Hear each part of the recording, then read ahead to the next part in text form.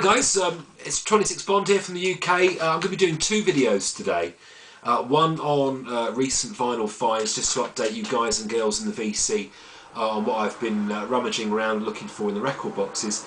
And this video here, which is going to be concentrating on some of my latest Kiss things I've picked up on vinyl and some other Kiss bits that I've had in my collection for a little time. So I thought I'd show you some of the more unusual pieces I've got.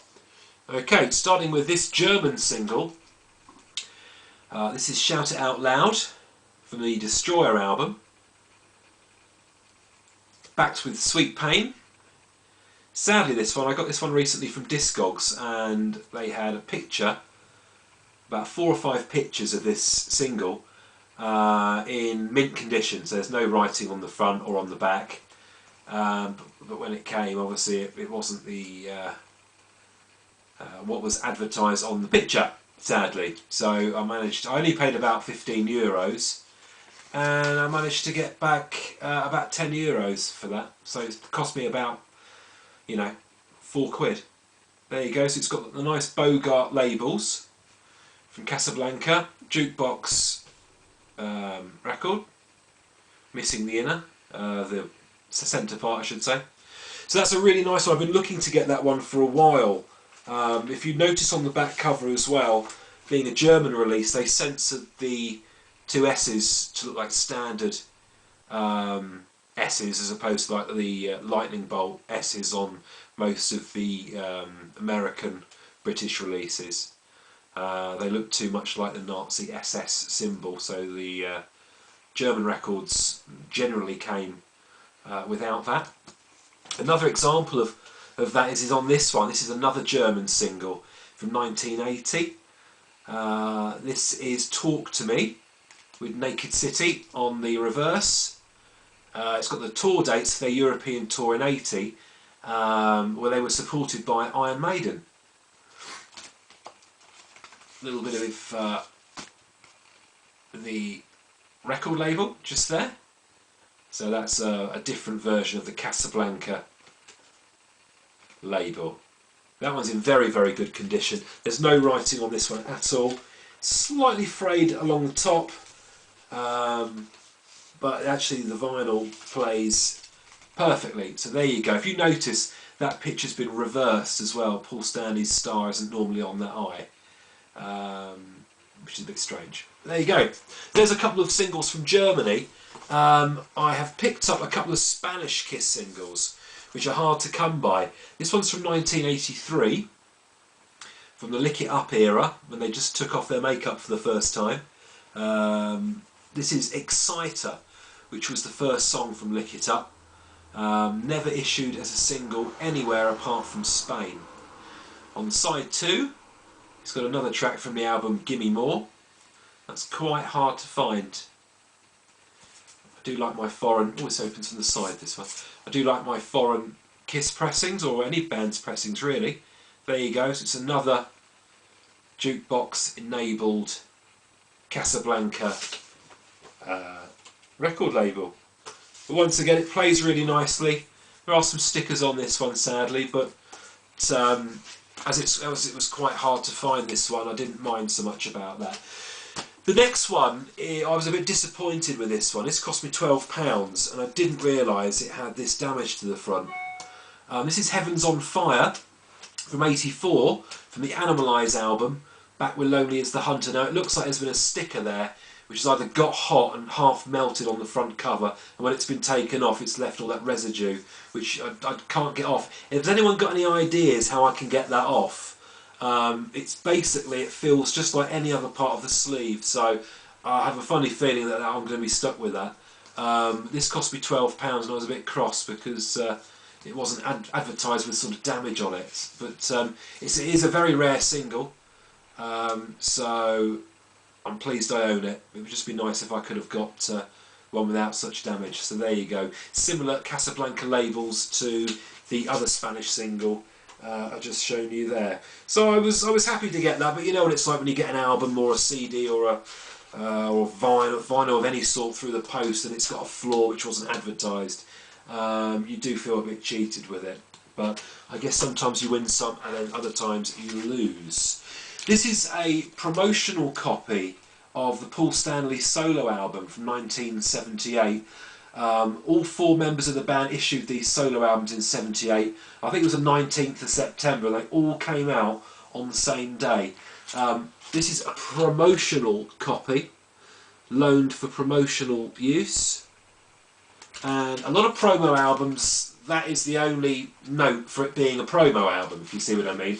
There's not much usually on the label. However, this one, which comes with the original in a bag, if you can see, it has a different serial number. It's NBLP7123 DJ, and below that, promotional copy, not for sale. And it's exactly the same on that side as well. So I was really pleased to find that. I got that actually on eBay. I think it cost me about £8. And it's in very good condition. It comes with the poster as well, and also comes with the merchandise sheet as well.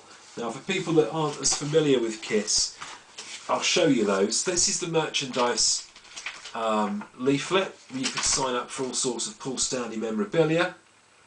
Often these are still included, but the envelope bit's torn off, but this one's intact. And talking to you about the poster, what they did, each album had a poster which was part of a mural. So if you stuck them all together, you had a large Kiss poster. So there you go. That's part 1 of a 4-part mural. That's the Paul Stanley poster, which has never been hung. Never ever been hung, that one, you can tell. There's no pinholes, there's no old sticker marks and things like that. So I was pleased with that. The next thing I want to show you is a couple of bootlegs. This is Fried Alive. This is a reissue. They're doing a reissue series, or I shouldn't say they, but some bootleggers are reissuing something called the Kiss Carton, which is a box set of some of the more famous bootlegs that they issued throughout the 70s. Some of them have upgraded sound, all of them have slightly rejigged covers and obi sashes. There's about 8 in total. This is number 151 of 300. This is recorded in Long Beach, in California, May the 31st, 1974. But one of these tracks was recorded on the Destroyer tour of 76, Rock and Roll Night. They come in various coloured vinyls, indicated by the sticker. Now this one is a red vinyl, standard white labels, and sort of like a swirl effect red vinyl on that one. Sound quality, well, it is a bootleg, but it's listenable. Not bad sound at all for that one. So that one is Fried Alive. The next one I got is a white vinyl copy, I believe, yeah, of Second Kiss in Long Beach, recorded in Hempstead, New York, 23rd of August 1975. This was around the time of Alive, and this is number 53 of 100. There you go. The only thing with this, the artwork can be a bit pixelated. It's quite low res, the artwork, which is a shame. It sort of detracts from the look a little bit, in my opinion. It's a white vinyl, as I say. Nice sort of swirled marble effect to that vinyl. It's more of a cream off-white vinyl, that one. But once again, good sound quality for a bootleg. Pretty collectible. If you ever see these at record fairs, they might appeal to you and could be worth picking up. I got that. I paid about £25 each for those. This is an album I've had for a while in my collection. This is a bit of a strange one, as it was made in England in 1990. They've used a very old Creatures of the Night sort of era picture. This is a red vinyl interview picture disc with Gene Simmons on another marbled sort of orange red vinyl. I've barely played that, so it's quite hard to pick up, that one. It's called Framed, and I think that the makeup, in terms of the costumes and makeup and the look of Kiss, around 80 to 82, 83, they did look good. I like these costumes here. And that's the back cover. But if you can pick that up, it's a nice addition to your collection. I'm showing you a very old beaten up copy of a box set issued in the States. This is an American copy, 1976. This is the originals. Great cover. Shame it's a lot of ring wear. It's very battered, this one, as you can see. But this is essentially the first 3 Kiss albums: Kiss, Hotter Than Hell, and then Dressed to Kill. They got very popular around the time of the Alive live record, so they reissued all the old albums. And what I'll do is I will show you inside what it looks like. So it comes with booklets, postcards. Sadly, this one doesn't have the postcards, but it only has the booklet. And I think a sticker came with it. But what it essentially is, I've removed all the vinyls from their sleeves, but it's basically the first 3 albums here, and Kiss on the back. And what you get is you get inner sleeves with the artwork from the album. So very thin, flimsy paper inner sleeves. And Kiss. And finally, I shall show you Hotter Than Hell, their second album from 1974. And then, of course, like I said, it's got a booklet in there as well. In pretty good condition, that one, with various informations, photographs, a bit of text as well about the history of the band up until 1976. So it's quite hard for us to find, for us guys in the UK, mainly because it was only issued in the States. They did 2 pressings in the States, and I think they did 1 or 2 pressings in Canada. Canada, the inserts, I should say, this particular design looks a bit different. It's slightly different here. There's like, I think it's loads of Kiss logos instead of just 2 there and there. There's lots of lines of them and things like that. You can always tell a first pressing from a second pressing, purely because it will say second pressing up there. There will be like a sash thing up there saying second pressing. So just before I want to show you that one, that's the originals. I'd like to get a better copy of this one because it is a nice set. It's just that with these things and the age of these things, I mean, it's 36 years old. And obviously in the mid-70s, Kiss were hugely popular with young people, and obviously kids flipping through records, they did sort of take a bit of a beating. But I'm looking for an excellent copy of this, so if you've got one with all the inserts, let me know.